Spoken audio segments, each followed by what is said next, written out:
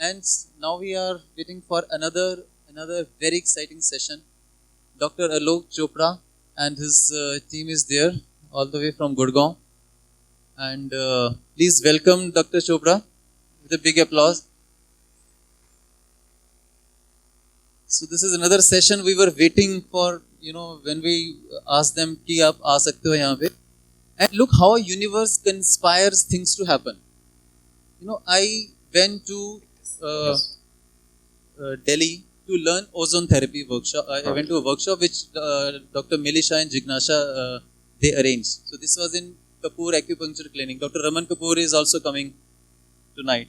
His talk is tomorrow in acupuncture.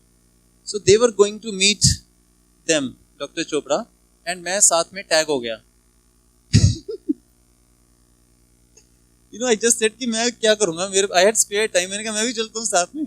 What is this functional medicine? क्या कर रहे हैं? Let's learn. And it was to my good luck that I met them and learned about the wonderful work they are doing. He's a cardiologist par excellence. He runs a big hospital in Delhi of his own. And they're a family of doctors. Your brother is also a very famous doctor. He's a gastroenterologist, right? And twin brother. And so he and Mr. Sanjay Sachdeva, they have opened up a big center with the name of Devam Functional Medicine Center. It is in Gurgaon. And they have created this, what we want to do. And he would share what the work he's doing, how they are doing it. And also a diabetes reversal program is a major thing which we would like to highlight, right? Yeah. Cholo, the stage is all yours, sir. Thank you. Okay. Thanks, everyone. I'm glad Ocean woke everybody up because I was planning to say something very exclusive to wake everybody up. I'm also glad I was expecting my wife in the auditorium, but I think she hasn't reached there. But I always prefer her in the auditorium because otherwise she, ends up kicking my shins because she wants me to stop this same subject over and over again about my passion and all my, those things. Yes, sir. Another thing that I see is that, there are a lot of people who oppose my views and maybe in the future, maybe more. And these guys need only, just a few words, to promote a half-truth. And we have to carry on doing arid discussions over and over again just to, prove that wrong. So I promise I won't give you any long discussions.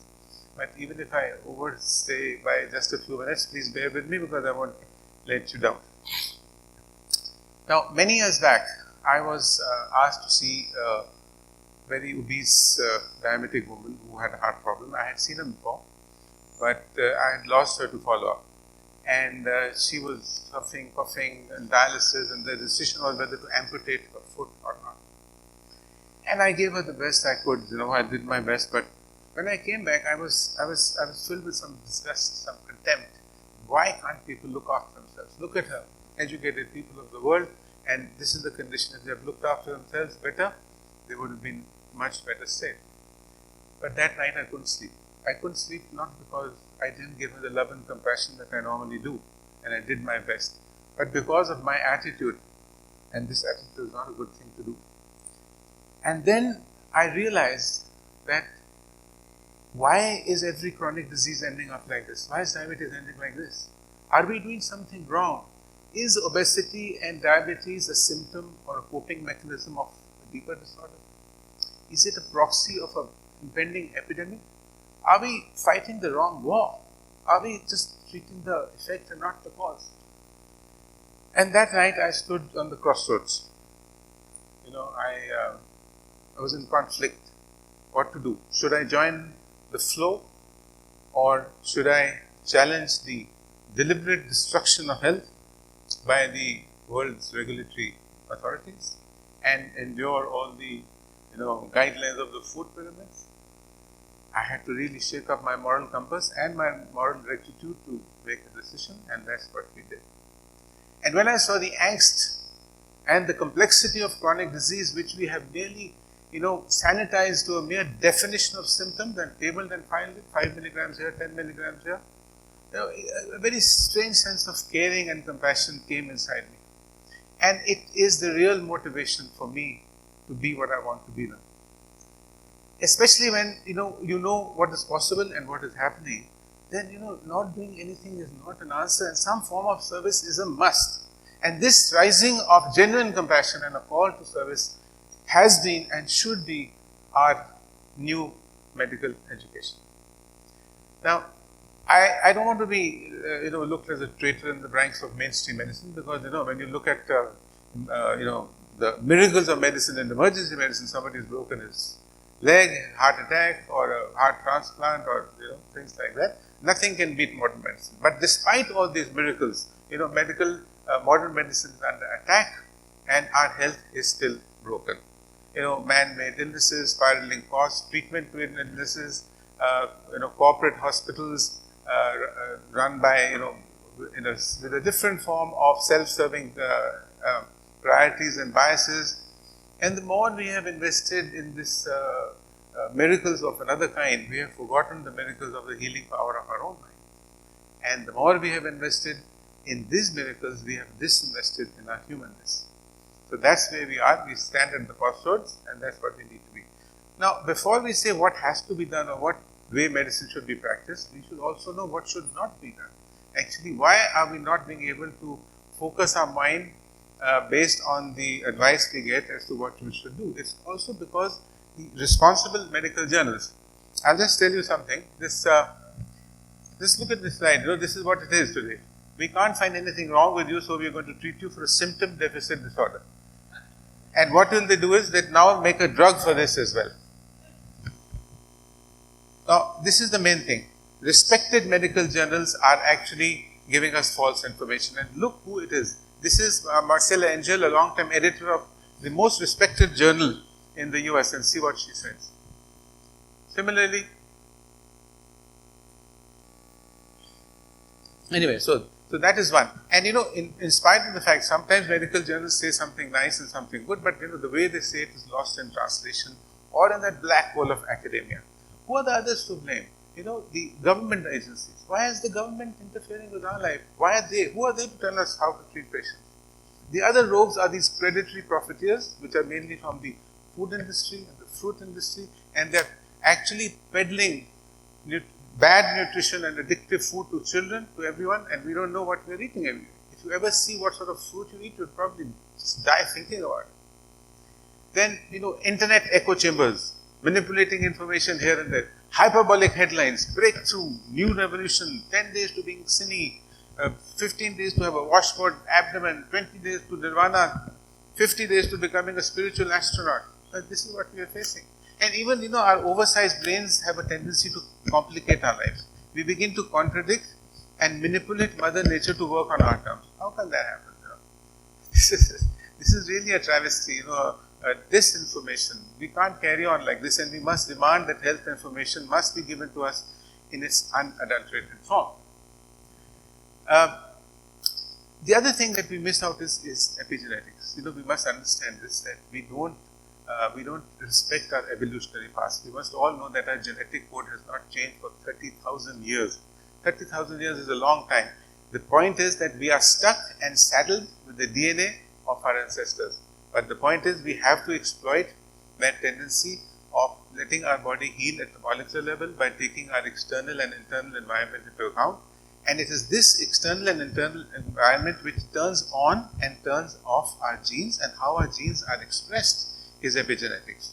So epigenetics is not like genetics. There are only a few diseases, about 9% of diseases which form a pattern of genetics. But epigenetics means that the risk is modifiable. That means if my father is diabetic or I don't need to be diabetic. It is a modifiable risk. Epigenetics is everywhere. The way I'm talking to you is epigenetics. The way you're listening is epigenetics. Epigenetics makes us unique. Some people have brown hair, black hair. Some people like mushrooms. Some people don't like mushrooms. The point is that our DNA is given tons and tons of damage every day, and that changes our genetic expression. And sometimes we can even map that so we can prevent all this disease. Let me give you an analogy of epigenetics. Imagine your life is a movie, and the DNA is the script. Okay, so depending on which director directs the film, whether it is Woody Allen or whether it is Steven Spielberg, will be the result. So anyway, I think we need to revamp our need. We need to revamp the way we have to look ourselves. We need to transform ourselves or transmutate ourselves with one simple and profound acknowledgement that we all need a life of authentic health, happiness and wholeness. way above the usual definition of health, to live a life of peace, passion, intimacy and joy. So based on this is epigenetics I just mentioned there. Based on this, I came across a situation where we need to put together all the different myriad collections of the different mechanisms that we have to heal ourselves, and to find a way, to find a common denominator, how to unite the different systems. There's so many things that we hear. Nothing, I mean, everything is there, but how do we put it together? How do we actually use all the good things that everybody has said or we have heard? So we have to find a common ground, and that is the human psyche, which is best expressed in the human consciousness. And consciousness is the essence of our existence, the stuff the universe is made of, and that's why. So integral medicine as opposed to integrated medicine, this is the road to functional medicine, that first we have to integralize it. Integral means that is not an indiscriminate combination of different therapies, or neither it is an eclectic combination of diverse approaches, but it is an integral way of living, regardless of the truths that you follow, provided you have the traditions, the values, the lifestyles and the habits of the truths that you are following. So based on this, and based on the teachings of Sri Aurobindo and the modern day psychologist Ken Wilber and many of our spiritual masters, I put together an integral approach, and this is what I put up: integral holism. Now the word holistic is a flog to death word, and nobody really knows what the word holistic really means. In my dictionary, holistic means something that addresses the entire gamut of human existence: the biological side, our psycho-spiritual side, interpersonal and worldly. And these two approaches, integral holism and evolutionary, define and distinguish the process, whereas all the others actually drive the whole thing ahead. So this little quadrant tells us a lot of things. There is a personal side of ours, and there is an outer side, a shared side. One is personal, one is shared. Then there is an outer and there is an inner. And all these personal and the shared ones impact on each other and are connected. Like you poke a pillow from one side and it comes out from the other side. So what we have to do is that we have to evolve on these lines. We have to evolve. For example, let's say the interpersonal life, where it's first I, then it's you, then it's us, then it's all of us. In the psycho-spiritual side, which is the least developed side of our sensory motor, witnessing mind, calm abiding, unity consciousness, like that. What I mean to say here is, I don't want you to concentrate too much on this. The idea being that our approach has to be holistic in the manner I described, and has to be evolutionary, so that without evolution we are not whole. And then we can have further lines of development on each side. Okay, so then enter functional medicine. What is functional medicine? It's the opposite of dysfunctional medicine, that you all know. So functional medicine is something which addresses the whole body. It doesn't treat the disease itself. It goes away from treating symptomatic illnesses by anti-symptom drugs, which are the legacy of our big pharma. It looks at the imbalances that first cause the symptoms in the first place, and therefore the health will recover. The disease will go as a side effect of all this. So functional medicine is like a science-based system biology, which will guide you like a new roadmap, a new GPS system, which is going to navigate you through a unnecessarily created terrain of chronic illness. It's something which takes all the advantages of personalized medicines, genomics, and system biology, and also how our genes interact with our environment, with our nutrition, with our lifestyles, and our mental attitudes. It's something which repairs the disruption between our biological systems, our bioregulatory systems. We have certain bioregulatory systems which are running without our control and our command. So something which is repairing the disruption of our bioregulatory systems, which are working without our control and our command, and these systems are not divided by either geographical locations of the body, or by diseases, or by symptoms. And they are a network of integrated and interconnected systems, very much like like an orchestra, where the gut is the boss, and every other organ is a little, part of the orchestra. Here I want to just remember one of my very cute patients, a Sikh gentleman from Ludhiana, who I really love, and I will tell you more about it. After I explained to him that this is the gut and the brain is not so important as the mind, and the thyroid gland contains everything, so he says, "अच्छा, hun samajh aayi कि gut Modi है, the brain Manmohan Singh है, the thyroid gland Amit Shah है." Don't quote me, but this is real. This is what he actually said. Anyway, so in our system, the functional medicine looks at the soil, the subsoil. It really treats the terrain. It doesn't treat the weeds. If you cut your weeds, it's going to grow again. It treats not just the root cause, but the cause of the root cause. It's a medicine of why. Why did our body get a command to make cholesterol? Was it due to a statin deficiency? Why did our body get a command to get erectile dysfunction? What is a deficiency of Viagra? Really? Why do you get disease? Was it an anti-symptom deficiency? So we have to ask the question why. Why did our biochemistry went wrong or go wrong? And how can we replace it? It's like looking upstream for a cause which is presenting downstream as a bunch of symptoms, masquerading as a disease. A nice analogy is that when you're sitting on a river which is flowing into a waterfall and you fall into the waterfall, the water is flowing and there is a lot of whirlpool, and you're going to die, you're going to drown if somebody doesn't save you. Somebody comes and gives you a life jacket, okay? That's modern medicine. It saves lives. But the water is still flowing, still a whirlpool going on, somebody gives you an umbrella, then it goes on and on, somebody gives you a blanket, and then you start to drown. And then they show you a line and say, come on. See, they don't even let you die at least. That's the whole problem. It's like saying, supposing there's some water flowing in here, and we're keeping on cleaning it, nobody's prepared to, turn off the tap. So, these are our 10 systems. The systems are not our respiratory system, digestive system, or other things like that. Our first system is, I can probably, talk for an hour on each of them, but nutrition, the most important one, because everything is driven by nutrition. The gut microbiome, we just told about the gut has about 100 trillion organisms. It has about 1 quadrillion viruses, and it has some other fungus. And all this collectively is called the gut microbiome. Everything is controlled by that. Our moods, our thoughts, our neurotransmitters, and every possible it has 80% of the immunity in our whole body. Imagine, the gut is the largest immune organ. You know how many genes we have? 26,000. How many genes does an avocado have? 76,000. Are we inferior to an avocado? But our gut microbiome has 100,000. So if we make a coalition government with our gut microbiome, we have 126,000 genes, and then we can take the shit out of the avocado. So, and it is also worked out that if you have 100 cells, 93% are bugs. So literally, are we bugs having a human experience? It's like that.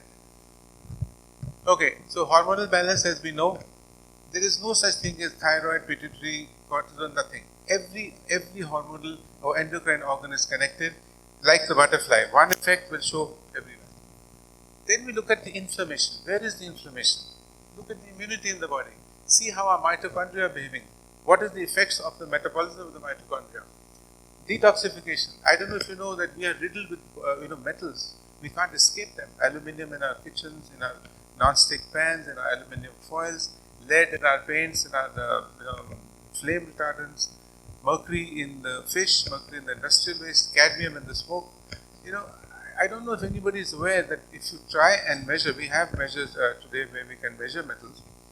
Everybody is riddled with it. So we also work out that metals are not you can't break them up. They have to be leached out of your system.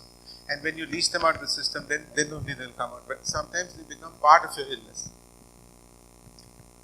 Then the structural integrity. So how we stand is more like a chiropractic. How we stand and what are the signals that we're giving to our minds, what are the signals we're giving to our spine, to our brain. The psychospiritual integrity, which is the most important part of our lives, and I think the least understood and the least developed. And finally, our epigenetics. So these are the systems, and these are roughly the 5 causes that affect our systems. A poor diet, chronic stress, microbes, toxins, and allergens. Can somebody hear me? And these are the 12 ingredients: real food, nutrients, light, air, water, sleep, movement, rhythm, love, connection, meaning and purpose. Now, these causes and these ingredients will wash over our systems, create an imbalance, create a disease, and that disease has roots here. These are the roots elsewhere. Look at the roots which are presenting as an illness. So this is roughly the way we want to practice. This is the structural integrity. One of our pillars is our biochemistry, what we eat, what we drink, what we breathe in. One is the electromagnetic fields and the toxins that we face, and finally the mindset. And this pyramid, again you come to pyramid, I'm glad that I heard so many good things about the pyramid, and I would definitely like a lot of help and advice in setting this up for ourselves. We already have made one, I don't know if you know that, Sachin. We already have done a pyramid on the top floor of our building, and we need more help from all the wonderful people who have talked about this. Okay, now in functional medicine there is no speciality. We are all super generalists. Okay, if I said that I'm a cardiologist, I was a cardiologist, I know everything about cardiology, but today I'm a super generalist, and so should all of you be. Sachin had some point to that. Anyway, so in functional medicine, there are no diseases. Now you may say, what the hell is that? What do you mean no diseases? Okay, let's look at that. Celiac disease, caused by autoimmune because of gluten, can present as arthritis, irritable bowel syndrome, inflammatory bowel syndrome, diabetes, cancer, depression, autism. All of them are independent illnesses. Let's say dementia. Dementia can be caused by B12 deficiency, thyroid deficiency, viruses, toxins, etc. Depression caused by emotional trauma, a gluten reaction, overuse of PPIs causing the disturbance in the gut microbiome, overuse of antibiotics causing B12 deficiencies. What are we treating? How can we even put it? So what I was trying to say is, if you put our systems and lay your bodies and minds and soul bare in those 10 systems, we have to come to a diagnosis. We want to find out what went wrong, when did it go wrong, what part of our biochemistry was first disturbed, and then you join the dots and make a diagnosis. Same gentleman from Ludhiana, now look at what he had. Now this is what we face. I think all the doctors would know this. He has a gut problem. Look at his fibromyalgia, hypothyroid, diabetes. He's got asthma, hay fever. Look at the number of medicines he's taking. He's got a whole list of diseases, a whhole list of doctors and a whole list of medicines. That's why we are called holistic doctors, Now I'm going to go through this very quickly because it's very technical. This is the way we practice the whole thing. We take it, it's a very proactive, personalized medicine, very personalized, and I'm going to skip this. This is a lot of details, but I would like to tell you is that we take a very, very deep history. We listen to the patient, imbibe it into the soul of the practitioner, and then allow the person to discover his own illness and then tailor make it into his own need. So that is why it is more patient driven and not doctor driven. And we take all the trappings of philosophy, religion, spirituality on one hand, and all the wonderful alternative medicines that we all talked about. So this is just a way how we evaluate it. We give workout plans. We have softwares which will tell us what to do. Even give the means, how we track it. See, these are the sample recoveries of continuous glucose monitoring. We give the patient a particular illness and then we monitor it and see how it goes. This is the particular flow. We have life coaches. We have 5 or 6 life coaches which are covering each patient. And we have a very, very closely guarded and a closely monitored system where everything is put in order and there's no way that anybody can escape us. Okay, so that's part of functional medicine, and I hope you've understood it. Any questions before I go to the next subject?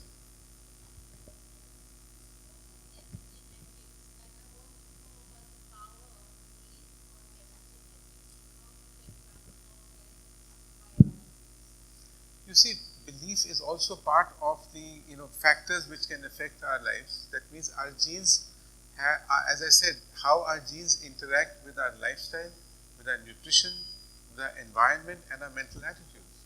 So genes are actually, we can't change our genes, but we can definitely change the way they are expressed or turned on or turned off or somewhere in between. There was an experiment done on a mouse model where they fed a particular mouse mother a particular type of food, and the progeny was yellow and fat. And when they removed that, it was brown and small. I mean, just a simple manipulation can do that. Such is the power of epigenetics. Any other questions? Move on. Okay.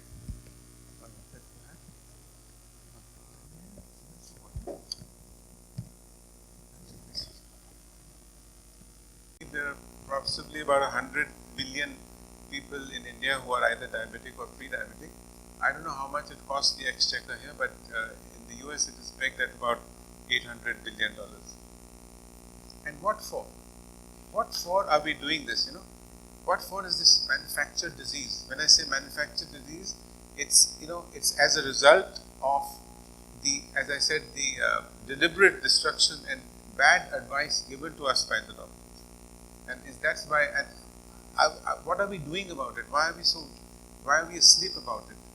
Do we not have the time or the inclination to look into this? Don't we have the courage to stand up and oppose these regulatory diseases? Imagine diabetes being an infectious disease like Ebola virus, which is spreading it. What would we be doing?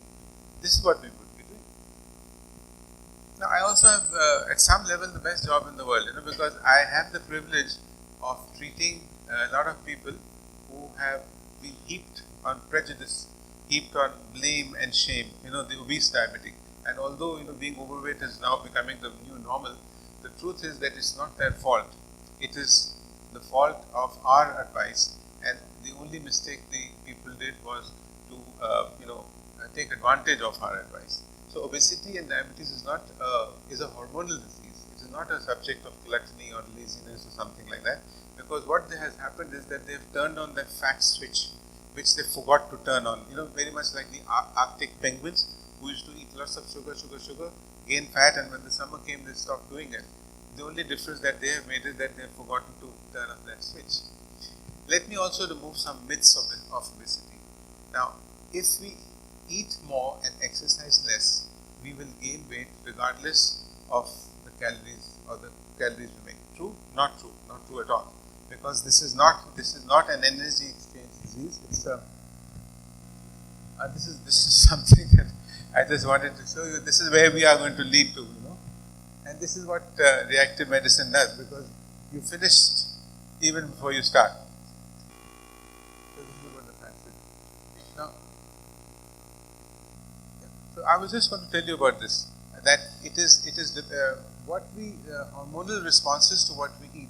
See, when we eat fat, the blood sugar rises and the insulin response is really high. When we eat protein, the response is somewhere in the middle. And when we eat fat, there's hardly any response. So how can we say that, you know, that it doesn't matter what sort of calories that we're eating? So the other question is, does fat make you fat? The answer is no. Fat does not make you fat, because fat does not raise your blood sugar. If fat does not raise your blood sugar, it doesn't raise the insulin response. If there is no insulin response, there is no message to the body to store fat. Now here I want to tell you is that this is something again about our ancestral past, 30,000 years past, the same DNA. Food was very scarce, so we were obliged to store fat. And that fat used to see us through the days when there was scarcity of food and we didn't die even if we didn't eat for so many days. We don't need this property of insulin today, but unfortunately we are stuck with it. So let's now see how diabetes was manufactured. See, the advice of all the regulatory authorities, and even today, so many of the people are saying that you must eat so many times a day. Breakfast, lunch, dinner, snack, bedtime snack, and bedtime.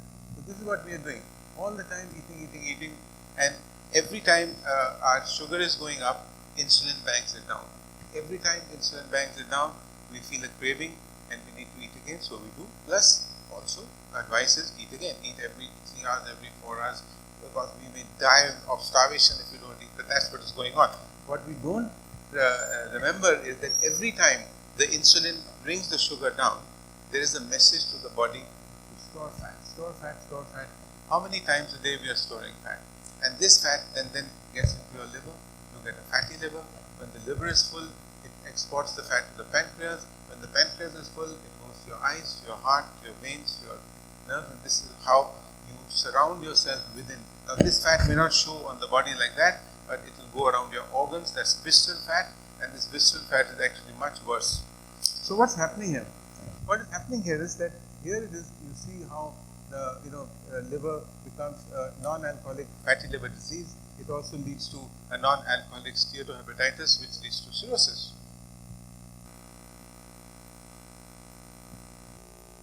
So what is happening here? When we keep on eating these sugary foods and these high glycemic foods, the insulin will have to rise proportionately to treat the same amount of glucose. Have you understood that?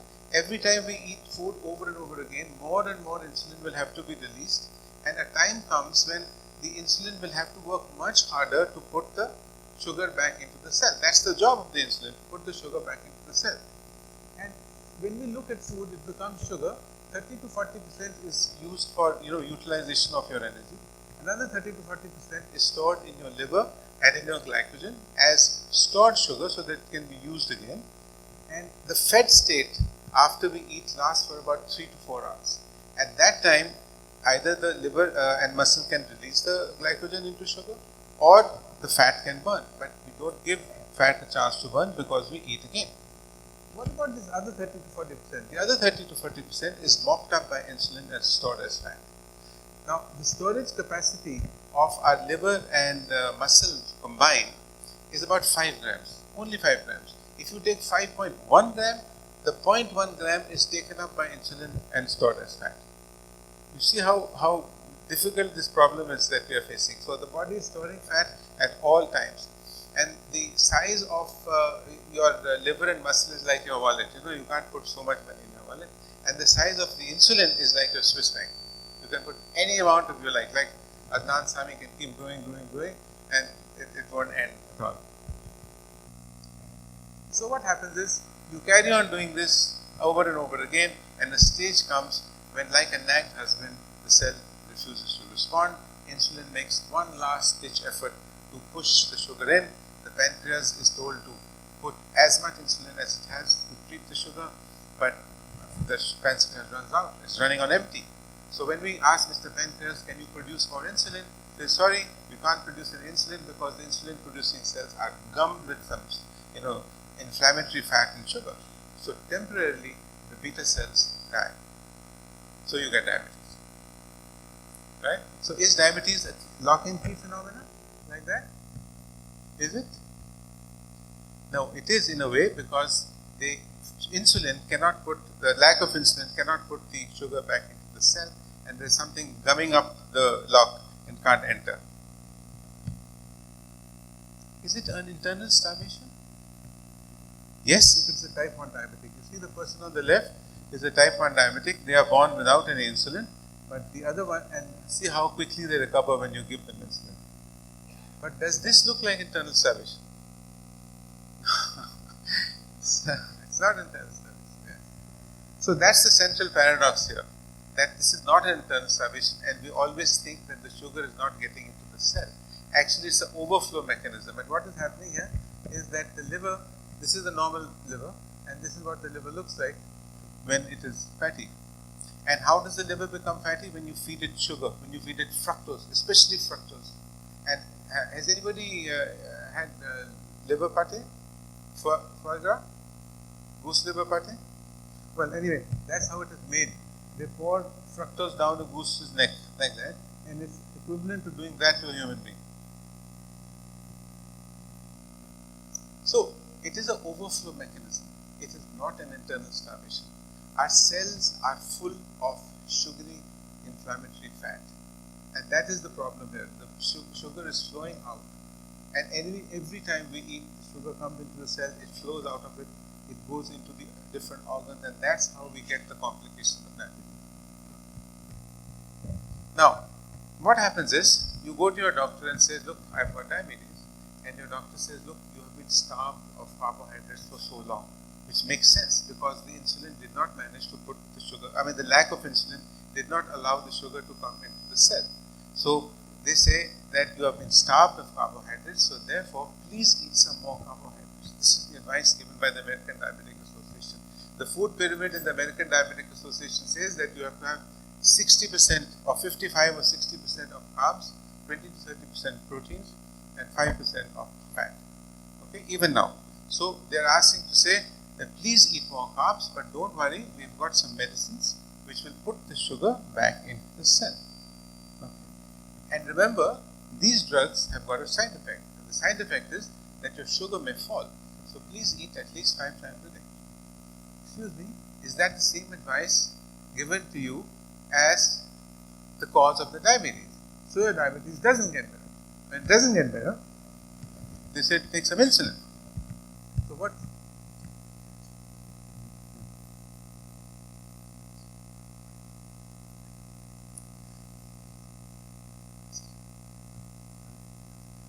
So this is what insulin does. Okay, it tries to put. Imagine going on a journey, and then you're putting the clothes into it. Someone said this is left behind. You put that, you put that, and then you have to sit on it. Then you have to call another person to sit on it. What happens? Boom. This actually happens, in Tokyo. That the door opens and you're trying to push the guys in. You're going to push. Is this making sense? Is this right? Are we doing the right thing by giving insulin?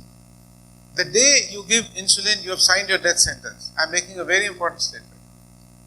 And the day you give, there are other drugs which we can give, but most of the other drugs are trying to put the sugar back into the cell. And that's the basic mistake that we have made. Putting the sugar back in the cell destroys it, the fat gets distributed, and day after day you will get the complication. So the same story. This is about fructose. I just want to, there's a great shortage of time, I believe. So the biggest problem is that I find it very difficult to tell my patients not to eat fruit, because fruit is not the holy grail of health, because it's full of fructose. Yes, fructose is found in all packaged foods, and in fruit is the lesser evil, but please understand that fruit is not the holy grail of health.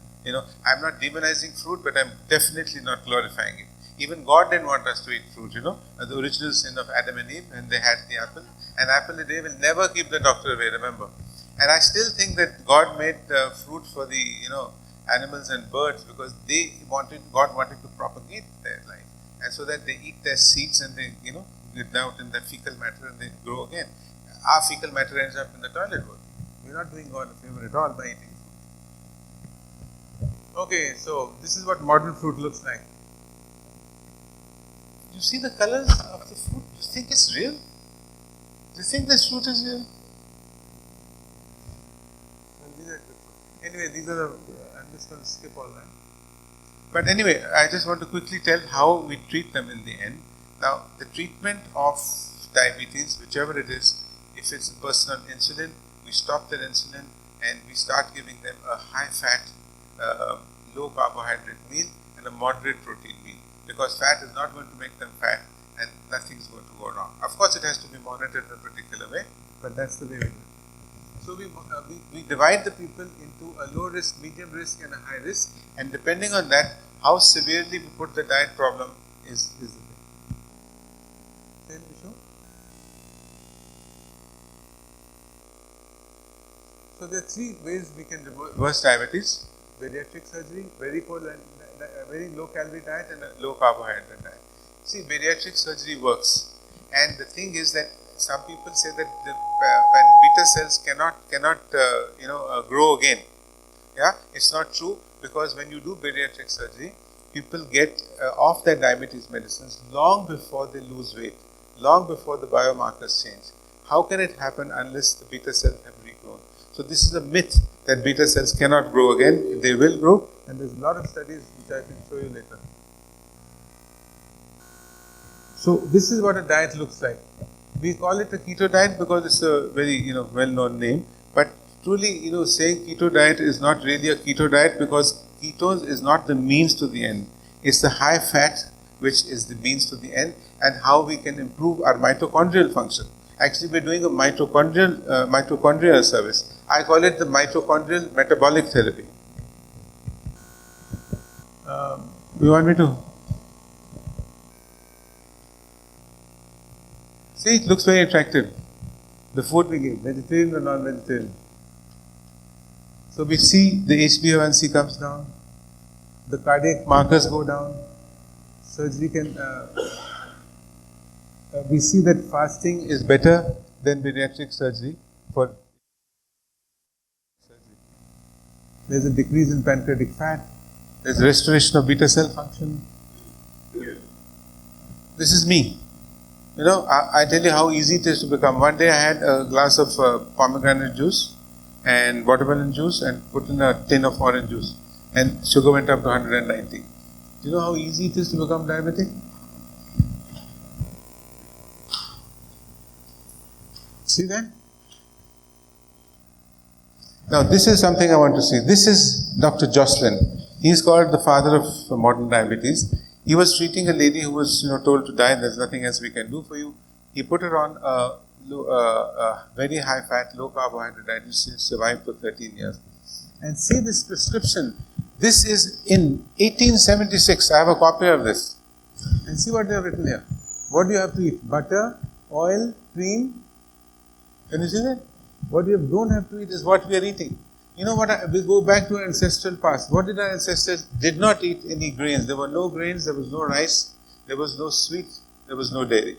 They ate animals, they ate fish, they ate duck, they had lard, animal fat, lots of vegetables, nuts, seeds, that's it. If we can manage a diet like that, and it's a very well constructed diet, I don't think I have the time to explain to you the details of the diet, but basically speaking, it's about 70% fat, 20 to 30% protein, and about 5 to 10% carbohydrate. Now, the last shocker.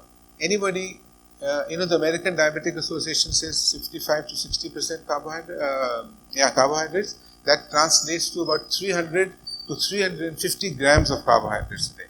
Anybody can guess how many carbs in grammage do we need? Does a body need? Hint, it's a 4-letter word. 2 4-letter words. No idea? Answer is 0. 0? Is it really 0? Of course it is. Why? Because our body can make carbs in 4 different ways. And all of your doctors will know, when insulin is down, glucagon gives you some sugar. New glucogenesis from certain amino acids. The gut microbiome harvests from the fiber. And then, all the other growth hormone also stimulates and gives you carbs. So, why did Anna Hazare not die for 15 days? Why? Because his body was making carbs to live. So, we do not need carbs. You may want it, but you don't need it. So, a high fat, moderate protein, low carbohydrate diet really works. Of course, there are a number of troubleshooting things that happen, but believe me, today from the 15th of April, I've got 45 documented metabolic reversals and 529 people on way. We've also started treating type 1 diabetics. I have about 6 type 1 diabetics under the age of 15. They're off their insulin. I don't know where we will go with it, but we're making the effort. I can't promise about this thing, but for type 2 diabetics, it's a money back guarantee. I can prove that to you. So I want you all to imbibe and put your hands in this, and please help me to work this out. I and all my colleagues who support this view, which is absolutely scientific and very understandable, are willing to stake our careers and our reputation on this, because we're already, we don't have the luxury of arrogance that we are doing this. Neither do we have the luxury of certitude that we still don't know. Science is evolving and somebody or something might change something. But what we do know is that we are humble and apologetic about the fact that we fed our patients wrong advice, and we want to say sorry. And the courage to stand up and say that we will risk it.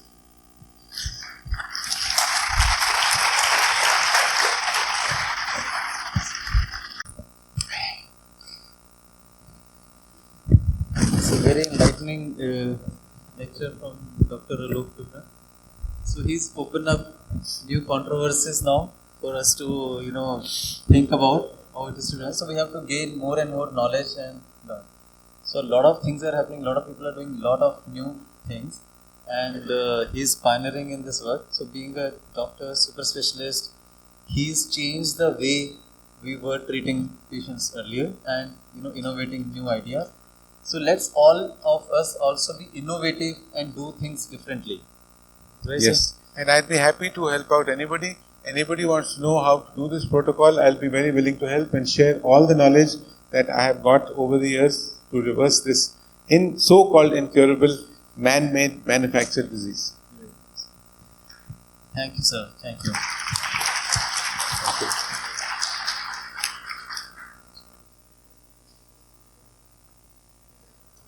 Sorry?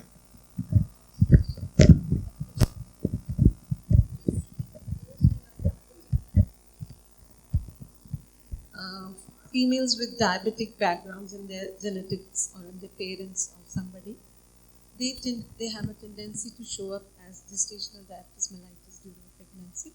So how would you, extrapolate your work to them? You see, gestational diabetes is another ballgame because it's only a temporary issue, and those who carry on doing the things that you shouldn't be doing move from gestational diabetes to the diabetes that we know of. So what you are stating is maybe pregnancy is a short-term thing. Yeah, it's a short. We are aware that polycystic ovarian syndrome is becoming an epidemic, literally. Exactly. And diabetes mellitus is only a part of it. Yes. Happening a So little that's what I'm later. saying. It's a whole cardiometabolic syndrome where you Yeah. have polycystic, you have erectile dysfunctions, you have gout, you have heart disease. Everything is in the same spectrum. So that's what I was asking. How would you extrapolate your work to prevention of diabetes mellitus in polycystic ovarian syndromes or with the pregnant women who have had The template is the same. The template is the same. These 4 or 5 pillars that I said, the template is the same, and depending upon your different illnesses, we have to modify it. Like the template for reversing heart disease is the same. To do autoimmune reversal, to do cancer reversal, neurodegenerative reversal, the template is the same. But they are different because each disease is very different. I would like to. Yes, I can meet you separately and talk about it. We have very obese PCOS, we have lean PCOS, and we really do not know how to actually differentiate the mechanism and the etiology for both of them. Ma'am, I think it won't get answered so quickly. Dr. Chopra is here for some time. Yeah.